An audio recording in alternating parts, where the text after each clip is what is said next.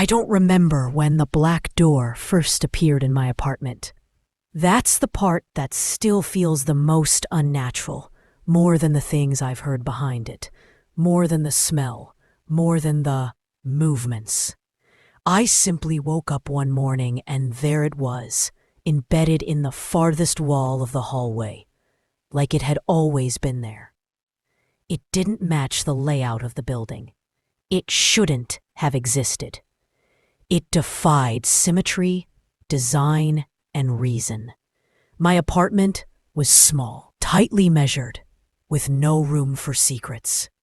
And yet, that door now stood where there had only ever been smooth drywall. It was completely black. Not painted black, but a matte void that drank in light. When I turned on the hallway bulb, it didn't reflect. It absorbed. It was as if that portion of the wall had been erased and replaced with absence. No knob, no handle, no keyhole.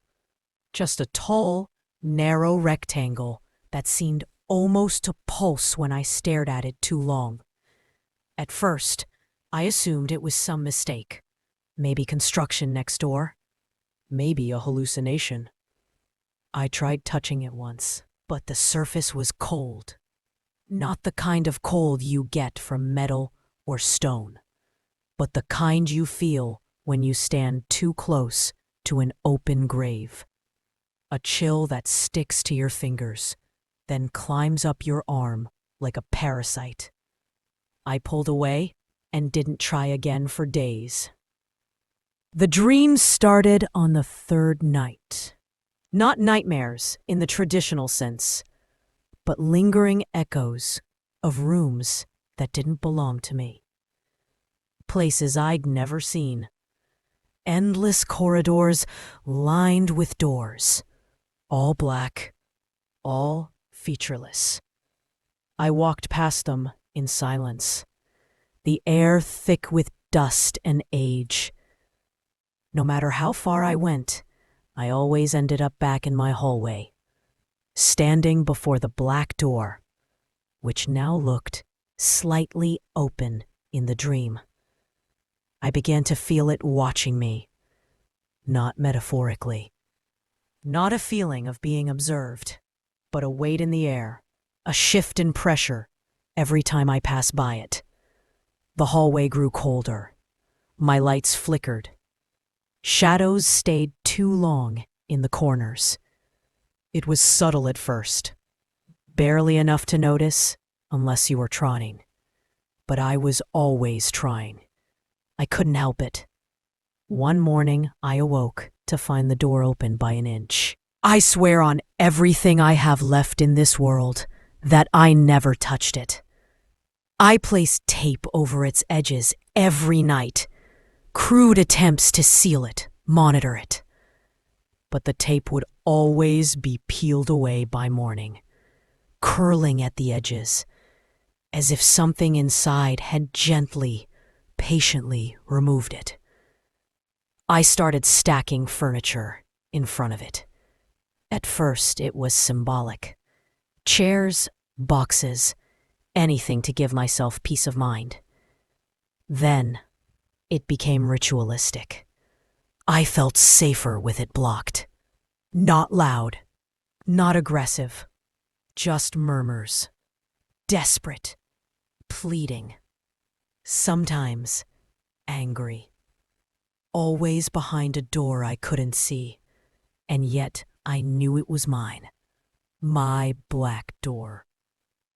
They asked me to open it. Begged, threatened, whispered secrets they couldn't possibly know. I began to wake up with nosebleeds, scratches on my arms, bruises in the shape of fingers around my ankles. I stopped sleeping. There were days when I thought I was going insane. I considered moving out, selling everything, burning it down. But something stopped me. A tether.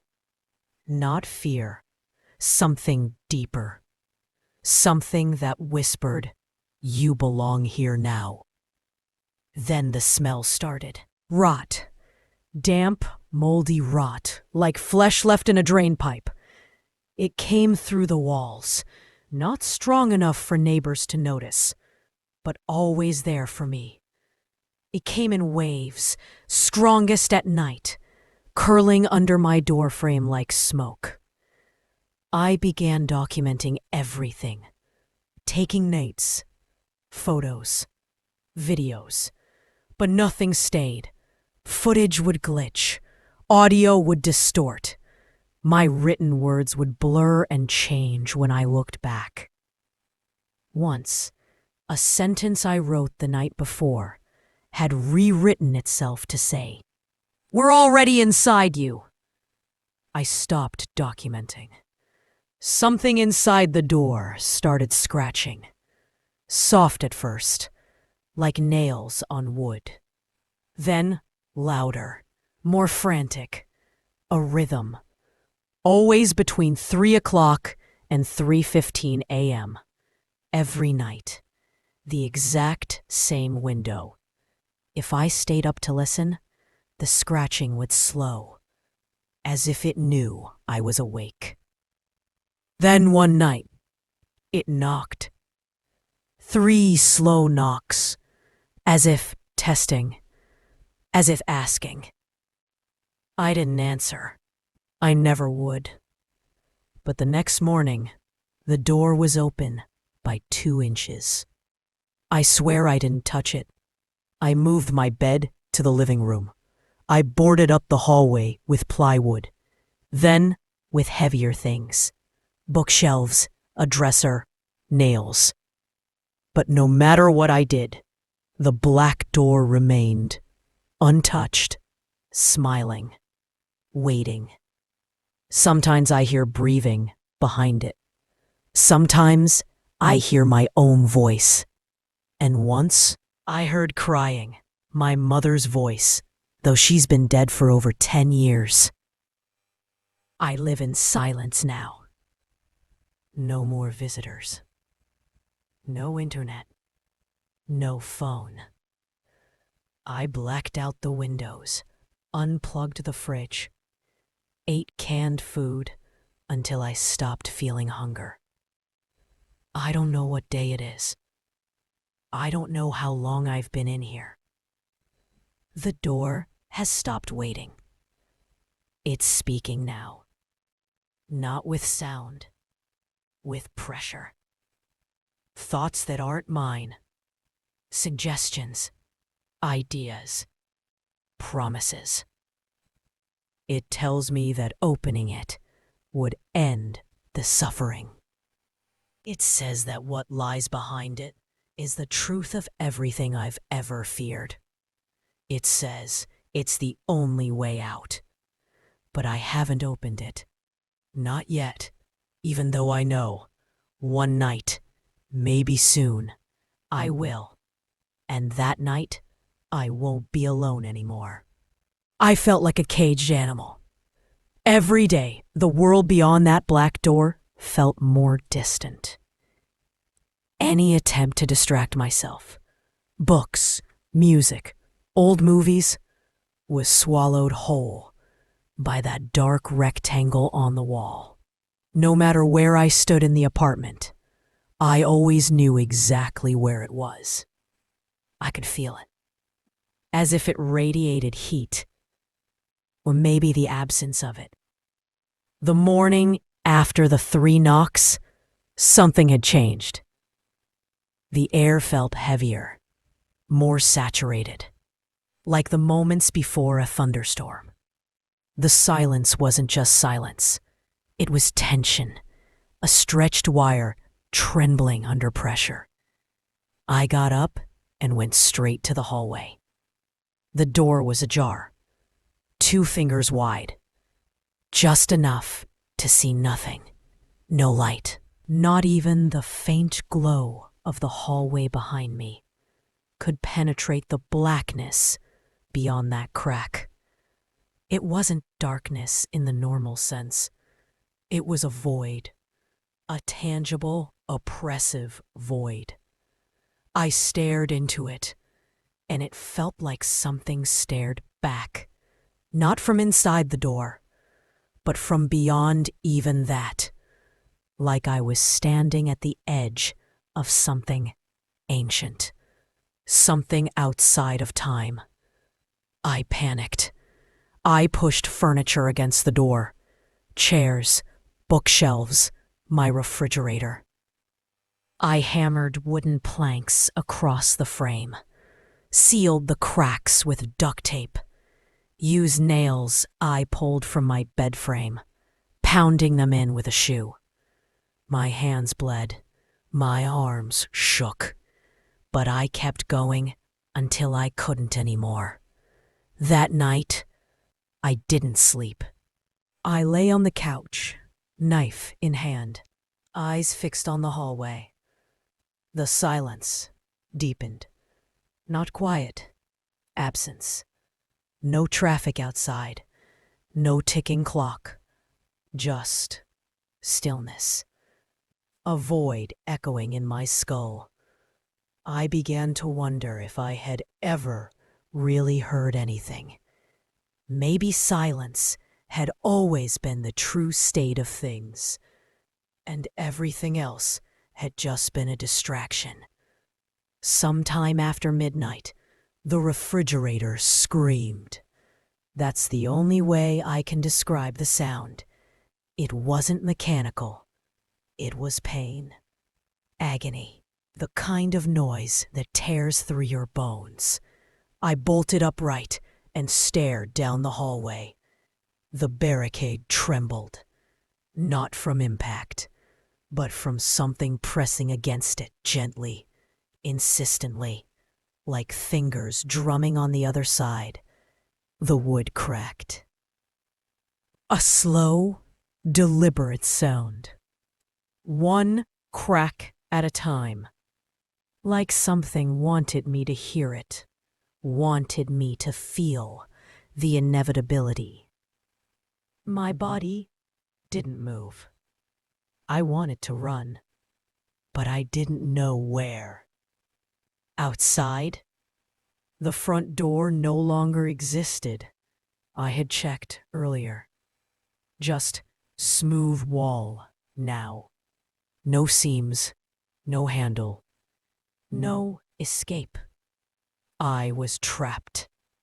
I started talking to myself, not out loud, just inside my mind, repeating things, trying to remember who I was, my name, my past. But the more I thought, the more details fell away. My memories crumbled like dry paper. My childhood felt like it belonged to someone else. My job? I couldn't recall what I used to do. My friends? Their faces blurred. I had become part of this place. I don't know how long I sat there. Days, maybe. The light never changed. The clocks stopped ticking. Time stretched and folded and thinned out like taffy. I started to hallucinate. Or maybe I stopped hallucinating and walls pulsed. Veins ran along the corners. Breathing. The floor beneath me felt soft, almost fleshy. The ceiling seemed impossibly far away. Then suddenly, close enough to kiss. The windows turned to mirrors. I could see myself, but not quite. My reflection moved just a little slower than me. Blinked too late. Smiled when I didn't. And the door, it kept opening. Just a sliver more each time. I didn't touch it. I never did. But the barricade began to peel away. Objects shifted when I wasn't looking. Screws vanished. Tape unstuck itself. The refrigerator grew warm, then hot, then it was gone. Just gone, as if it had never existed.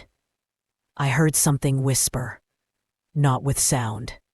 It was like a thought that wasn't mine, crawling across my mind like a centipede. It told me things, showed me things, memories of places I'd never been, horrors I could barely comprehend, caverns filled with teeth, oceans made of eyes, hands that grew from walls and pulled people inward. Peace be. The whisper told me the door had always been there.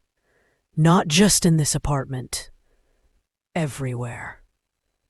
Behind basements, under beds, inside closets we pretend not to notice. The door doesn't move. It waits. And it's patient. I began to lose my sense of self. No hunger, no thirst, just awareness. Constant, unbearable awareness. I would have screamed, but I was no longer sure I had a mouth or lungs.